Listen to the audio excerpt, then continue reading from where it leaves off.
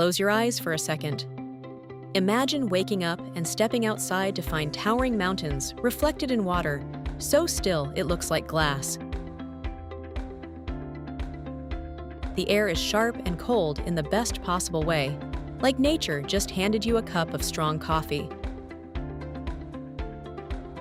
There's no traffic noise, no city buzz, just the sound of wind moving through pine trees, and maybe a distant waterfall doing its thing somewhere up in the cliffs. That place exists, it's real, and it's called Norway. I've thought about a lot of destinations over the years, places that show up on bucket lists and travel magazines, and everyone's Instagram feed. But Norway is different. It doesn't try to impress you. It just does, effortlessly. Like that one person you meet at a party who isn't trying to be the most interesting person in the room, but somehow ends up being exactly that. So let me take you through this country, not the brochure version, but the real, raw, jaw-dropping version that makes people book a flight back before they've even landed home from their first trip. Let's start with something that sounds like it's straight out of a science fiction movie.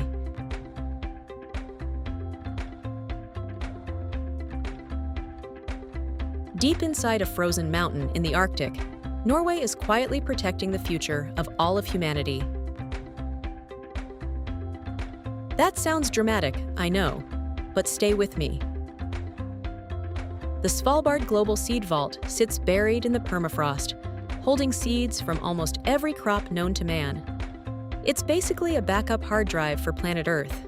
If something catastrophic wipes out a food supply somewhere in the world,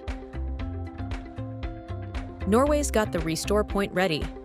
They call it the Doomsday Vault, which honestly might be the coolest nickname any building has ever received. And that's kind of Norway in a nutshell, quietly doing massive things without making a big fuss about it. Take their energy system, for example. Almost all of Norway's electricity comes from hydropower. Not some of it, almost all of it. While the rest of the world is still arguing about clean energy policies, Norway already built the whole thing and started exporting clean power to their neighbors. They didn't announce it with a parade. They just did it. Speaking of parades, Norway's National Day celebration is one of the most wholesome things you'll ever hear about. On the 17th of May, instead of rolling out tanks and military displays, they put the children at the front of the parade. Kids lead the whole thing, waving flags, singing, just celebrating the idea of a future. That's the kind of country Norway is. It looks forward. Now let's actually travel. Let's start on the western coast, where one of Norway's most beloved cities sits tucked between 7 mountains and the sea. Bergen is the kind of place that makes you feel like you've walked into a painting. Except the colors are even better in real life. The buildings along the Old Wharf, a place called Bryggen, are painted in deep reds, warm yellows, and faded oranges. They lean slightly, the way very old things do, and they've been standing there since the 14th century. Let that sink in. These wooden buildings are older than most countries. Wandering through the narrow alleyways between those buildings is one of those experiences you can't really describe without sounding like you're exaggerating. There are little art studios tucked into corners, tiny coffee shops with maybe 4 seats, and the smell of wood and salt water mixing in the air. It's quiet in the best possible way. You keep expecting someone to call cut and reveal that it's all a film set. If you want to see Bergen from above, and trust me you do, there's a funicular that takes you up Mount Flåm.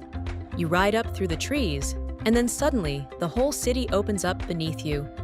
The fjords glittering in the distance, the colorful rooftops below, the mountains wrapping around everything like arms. On a clear day, you feel like you can see the edge of the world. And honestly, maybe you can. From Bergen, you start heading deeper into fjord country.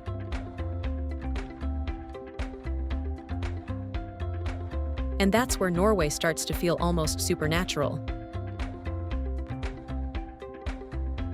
The town of Flåm sits at the end of one of the most dramatic valleys you'll ever see. And the way to get there is on a train that has no business being as beautiful as it is. The Flåm Railway climbs nearly 900 meters in just 20 kilometers. That is steep.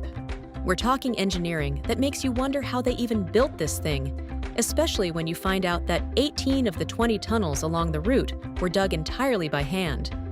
But you forget about all the engineering the moment the scenery starts happening. Waterfalls tumbling off cliff faces right next to your window. Valleys so green they almost look fake. Mountains that seem to grow taller the closer you get to them. There's one waterfall where the train actually slows down and stops so everyone can get out and just stand there with their mouths open.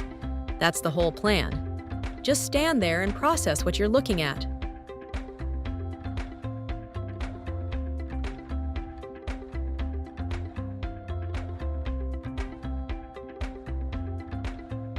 At the bottom of the Flåm Valley sits the Geirangerfjord,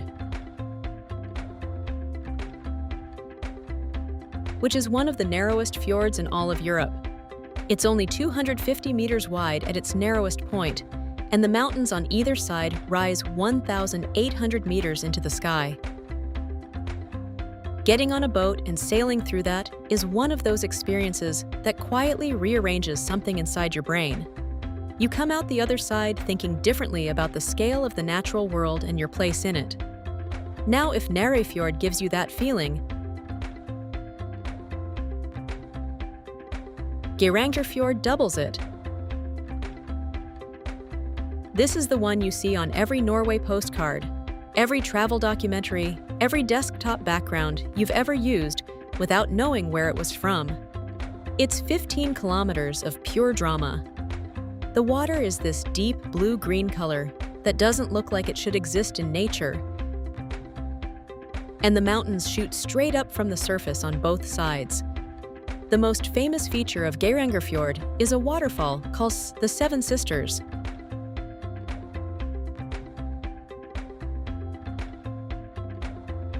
Seven separate streams come off the mountain at the same time and fall hundreds of meters into the fjord below. They move side by side, sometimes overlapping, sometimes spreading apart, and the mist they kick up catches the light in a way that makes everything shimmer.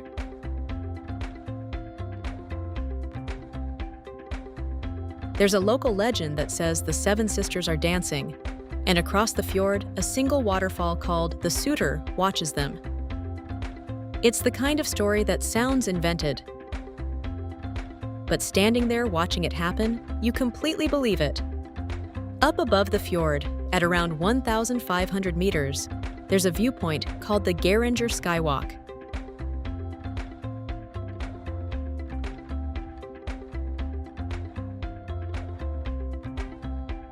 You stand on a platform that juts out from the mountainside and look straight down at the fjord below. Cruise ships that looked enormous in the harbor look like little toys from up here. The whole fjord stretches out in front of you, surrounded by mountains, bathed in whatever light the sky is offering that day.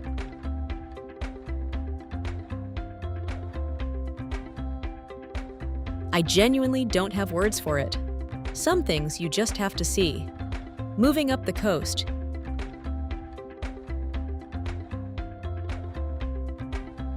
you hit a city that is one of the most dramatic comeback stories in architectural history. In 1904, a fire tore through the city of Ålesund and destroyed most of it in a single night. Germany's Kaiser Wilhelm II, who had a personal connection to the region, sent ships full of supplies and workers to help rebuild. And when they rebuilt it in the Art Nouveau style, all at once, all in the same era. The result is a city where almost everything was built in the same decorative, flowing, incredibly beautiful style.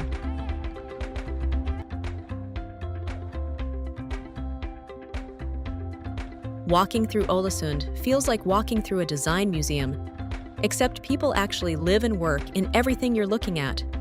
The best view of the city comes from the Axla viewpoint, which requires climbing 418 steps. You'll feel every single one.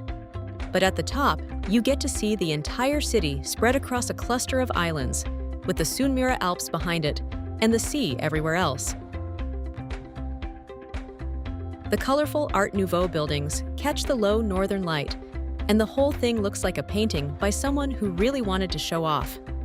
Just offshore from Ålesund is a small island called Runde.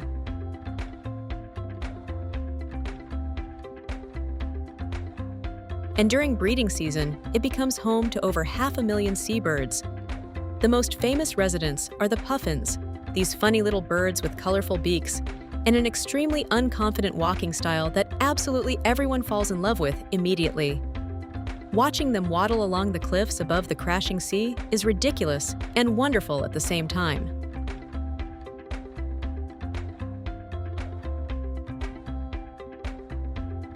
Further north, you reach Trondheim.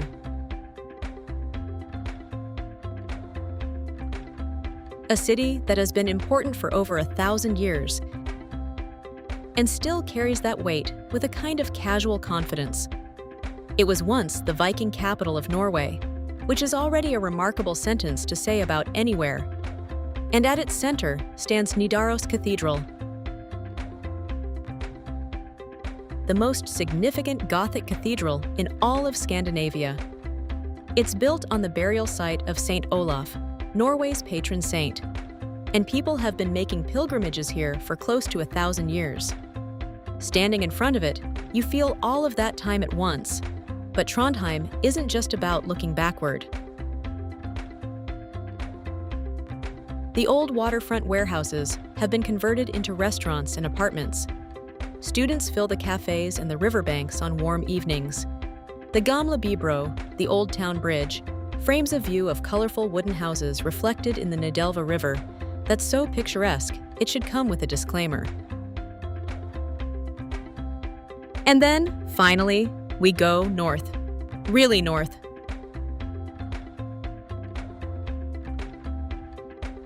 To the Lofoten Islands, which is the kind of place that makes you question whether you've ever really understood the word beautiful before. Lofoten is a chain of islands where dramatic mountain peaks rise almost directly out of the sea. There are no gentle slopes here, no gradual transitions. It's flat water. And then suddenly, it's a wall of rock, 1,000 meters high.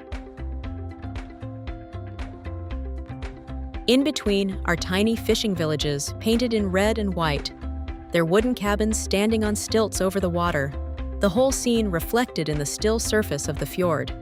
The village of Rene is consistently voted one of the most beautiful places in the world. And when you see it, you understand why that's not hyperbole. It just is. Red cabins, dramatic peaks, mirror-like water, fishing boats. That's all it takes. During summer, Lofoten experiences the midnight sun.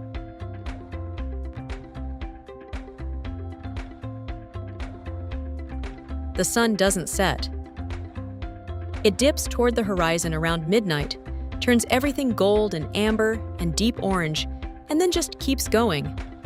You lose all track of time in the most wonderful way. 2 in the morning looks like a perfect golden hour, and your brain never really accepts it. You stay up far too late because the light keeps telling you it's not time to go inside yet. Norway is a lot of things. It's an ancient stave church, built without a single nail. Its seed vaults protect the future of food. It's fjords that make you feel genuinely small in a way that somehow doesn't feel frightening, but freeing.